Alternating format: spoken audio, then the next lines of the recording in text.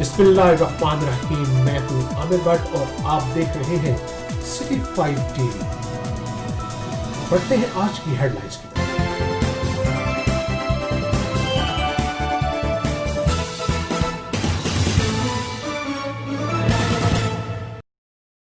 وزیر آباد secretary general Jamaat Islami ضلع گوجرانوالہ وسیم شاہد اولک امیدوار صوبائی اسمبلی مشتاق احمد بٹ نے کہا ہے کہ سید منور حسن مرحوم سید ابو العلی مودودی کے فکر و اسلوب کی زبردست ترجمان تھے۔ پاکستان کی سیاست انتہائی باکباز، باعلم، عمل جری، بہادری رہنما سے محروم ہو گئی ہے۔ یہ جماعت اسلامی ہی نہیں، تمام دینی، سماجی، سیاسی جماعتوں کا مشترکہ صدمہ ہے۔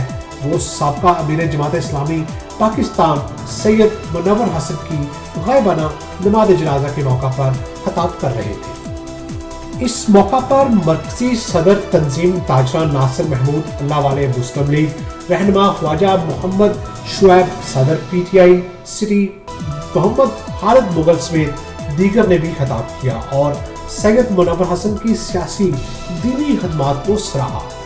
غائبانہ نماز جنازہ میں سیاسی سماجی شخصیت، منتخب نمائندگان، مؤذن علاقہ نے کثیر تعداد میں شرکت کی۔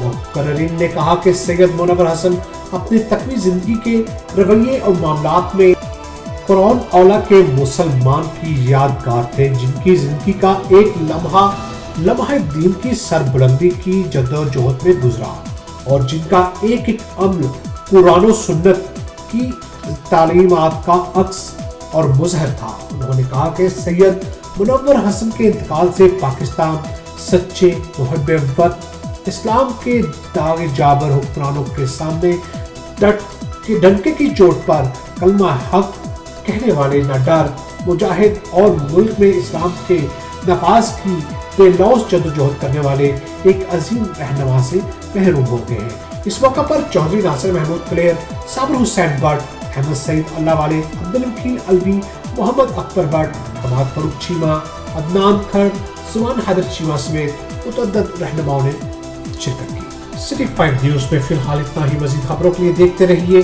City 5 T V. تب تک کے لیے اجازت دیجیے، اللہ نگہبان۔